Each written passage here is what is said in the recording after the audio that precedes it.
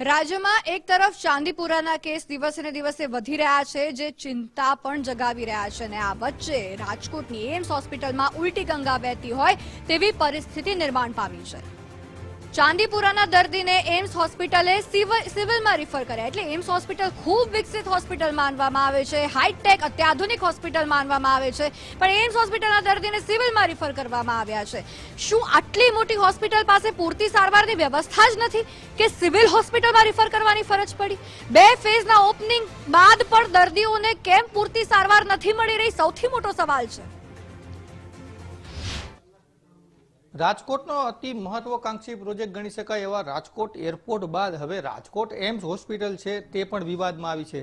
વિવાદમાં આવવાનું કારણ એટલા માટે છે કેમ કે આજે ચાંદીપુરા વાયરસની જે એક બાળકી રાજકોટ સિવિલ હોસ્પિટલમાં દાખલ થઈ હતી તે સ્વસ્થ થઈ તેને રજા આપવામાં આવી। જોકે આ કરતાં વધારે મહત્વની વાત એ છે કે આ બાળકીને પહેલા એના વાલી છે, માતા પિતા, તે એમ્સ હોસ્પિટલ ખાતે લઈ ગયા હતા। એમ્સ હોસ્પિટલ દ્વારા સિવિલ હોસ્પિટલમાં રિફર કરવામાં આવી હતી।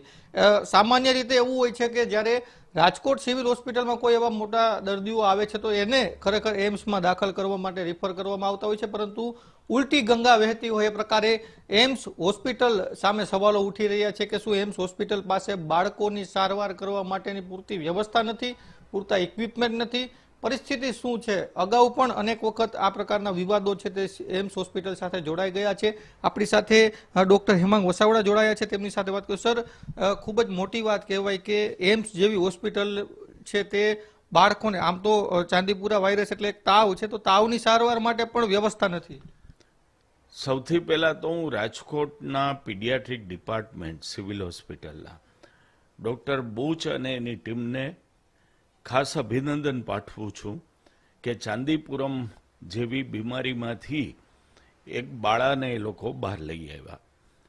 વાત એ છે કે એમ્સે દાખલ ના કરી અને સિવિલ હોસ્પિટલમાં એમને ફેરવવામાં આવ્યા। નજરિયો એવો હોય છે કે જે ડિસ્ટ્રિક્ટ હોસ્પિટલો છે, મેડિકલ કોલેજની હોસ્પિટલો છે, એ જ એક કેસ સંભાળી ન શકે એવા મોટા કોમ્પ્લિકેટેડ એમ્સ જાય, પરંતુ આ કેસમાં ઊંધું થયું છે।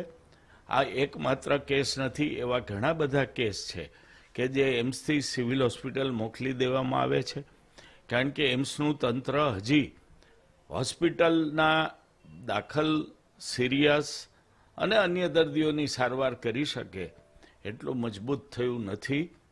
ઇન્ફ્રાસ્ટ્રક્ચર પણ નબળું છે, સ્ટાફની ભરતી પણ પૂરતી થઈ નથી, નબળી છે। ડાક્ટરોમાં પણ પોસ્ટ ગ્રેજ્યુએશન કરતા ડાક્ટરોની બેચ હજી આવી નથી, માત્ર 5મી બેચ MBBSની અત્યારે છે અભ્યાસમાં, જે 6 મહિના પછી પરીક્ષામાં જશે। એટલે ઉતાવળે કરેલી એમ્સનો આ મોટો પ્રશ્ન છે।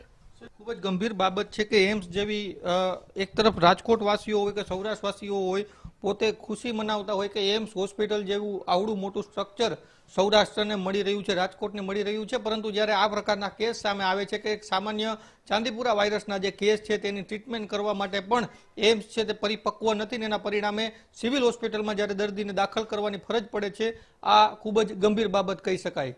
કેમેરા પર્સન દેવજી રંગાડિયા સાથે ગૌતમ ભેડા, ગુજરાત ફર્સ્ટ, રાજકોટ।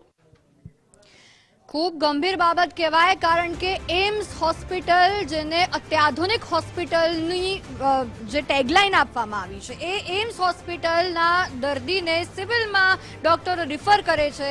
શું બાળકો માટે સારવારની કોઈ સુવિધા છે જ નહીં, માત્ર એક ખોખું ઊભું કરી દેવામાં આવ્યું છે? તમે બે ફેઝમાં આ હોસ્પિટલનું ઉદ્ઘાટન કરો છો, તમે દાવાઓ તો એટલા મોટા કરો છો કે અહીંયા બધી જ સુવિધા મળશે, ઓછા ભાવે સારી સારવાર થશે, હાઈટેક સુવિધાઓ મળશે, અને ચાંદીપુરા વાયરસના માટે, બાળકના ઈલાજ માટે અહીંયા તમારી પાસે કોઈ સુવિધા છે જ નહીં કે સિવિલ હોસ્પિટલમાં તમે રિફર કરો છો? શું આશા રાખવી ગુજરાતના લોકોને? દેશના ખૂણે ખૂણેથી લોકો રાજકોટ એમ્સમાં સારવાર અર્થે આવવાના વિચાર કરતા હોય, પણ હવે તો શું વિચાર કરવો? હવે તો 2 વાર વિચારવું પડશે એમ્સમાં સારવાર લેવા માટે, કારણ કે હવે ગમે તે રિફર કરી દેશે, ગમે તે સરકારી હોસ્પિટલમાં રિફર કરી દેશે, એવી પરિસ્થિતિ શું નિર્માણ પામી છે? હવે પૂરતી સારવાર દર્દીઓને કેમ ન મળે? તમે આટલા ખર્ચે, કરોડોના ખર્ચે હોસ્પિટલ બનાવી છે, હાઈટેક સુવિધાઓ ઊભી કરી છે, તમે દાવાઓ તો બહુ મોટા કર્યા હતા, શું થયું તમારા દાવાઓનું?